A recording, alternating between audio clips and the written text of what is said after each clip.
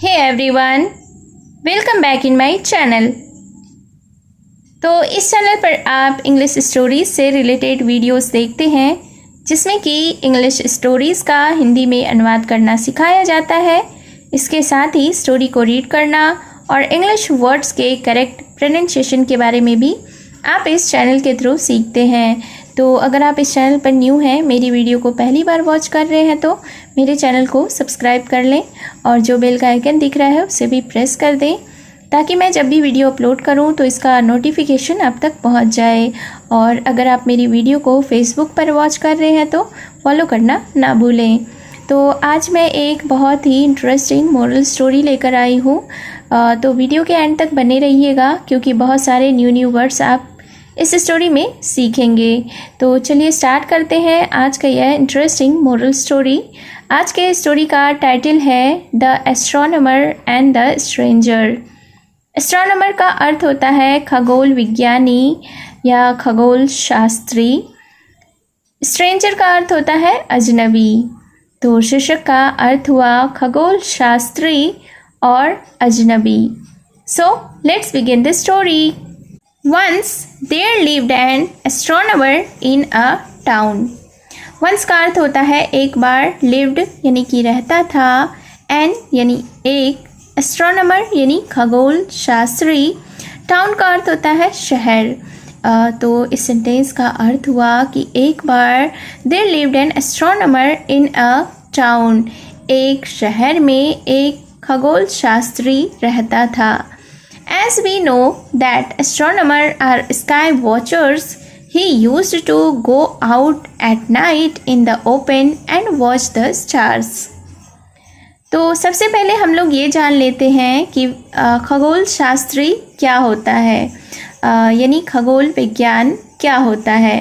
तो जो खगोल विज्ञानी होते हैं यानी कि खगोल शास्त्री होते हैं, जो एस्ट्रोनॉमर होते हैं, वह ऐसा वैज्ञानिक होते हैं जो कि पृथ्वी के दायरे से बाहर किसी विशिष्ट प्रश्न या क्षेत्र पर ध्यान केंद्रित करते हैं, यानी कि पृथ्वी की दुनिया से बिल्कुल ही बाहर किसी दूसरी विशिष्ट दुनिया पर रिसर्च करते हैं, उस पर खोज करते हैं। तो इस सेंटेंस के अर्थ को देख लेते हैं। स्काई वॉचर्स का अर्थ होता है आकाश पर नज़र रखने वाला। गो यानी जाना, नाइट का अर्थ होता है रात, ओपन यानी कि खुला, स्टार्स यानी कि तारे। तो इस सेंटेंस को देख लेते हैं। एज वी नो, जैसा कि हमें पता है, दैट कि एस्ट्रोनॉमर आर स्काई वॉचर्स, कि खगोल शास्त्री आकाश पर नज़र रखने वाले होते हैं। He used to go out at night in the open and watch the stars. वह रात को बाहर जाया करता था खुले में और तारों को देखता था।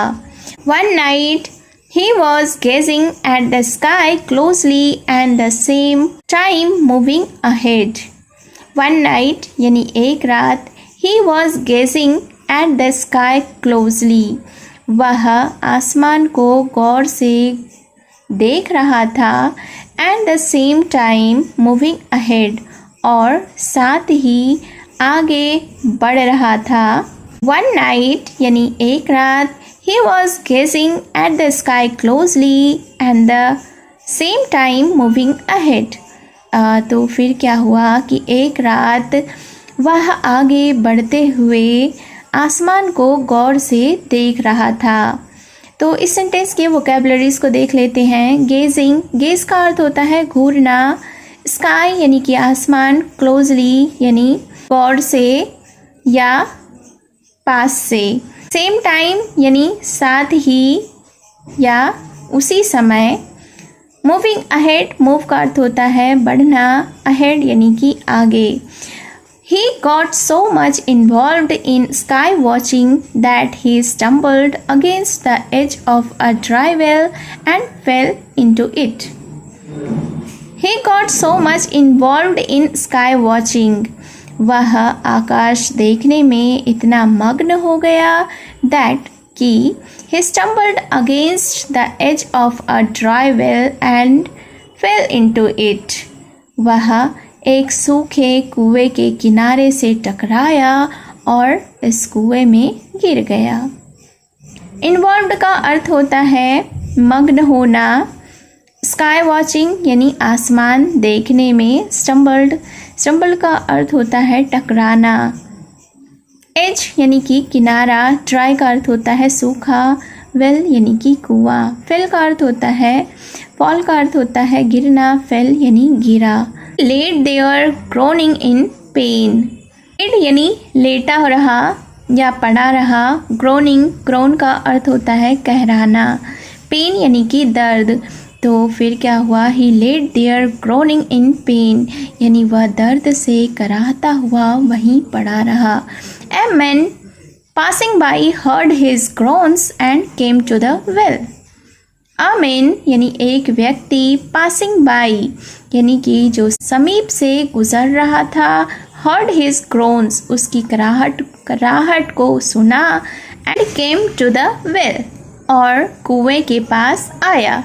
He asked the astronomer how he got there. Asked यानी कि पूछा। तो उसने एस्ट्रोनॉमर से यानी कि खगोल विज्ञानी से, खगोल शास्त्री से पूछा कि वह वहाँ कैसे पहुँचा। The astronomer told him all that happened. Happened यानी जो कुछ हुआ था। तो एस्ट्रोनॉमर टोल्ड हिम यानी कि खगोल शास्त्री ने उसे बताया ऑल दैट हैपेंड जो सब कुछ भी उनके साथ हुआ था। द मैन सेड अब व्यक्ति ने कहा so you were busy looking into the sky without caring where your feet were carrying you on the ground. तो उस व्यक्ति ने कहा कि so you were busy looking into the sky. तो आप इतने व्यस्त थे विदाउट केयरिंग इस बात की परवाह किए बिना where your feet were carrying you on the ground कि आपके पैर आपको ज़मीन पर कहाँ लेके जा रहे थे। Exactly sir retorted the astronomer. अब एस्ट्रोनॉमर ने यानी खगोल शास्त्री ने जवाब दिया कि बिल्कुल सही सर।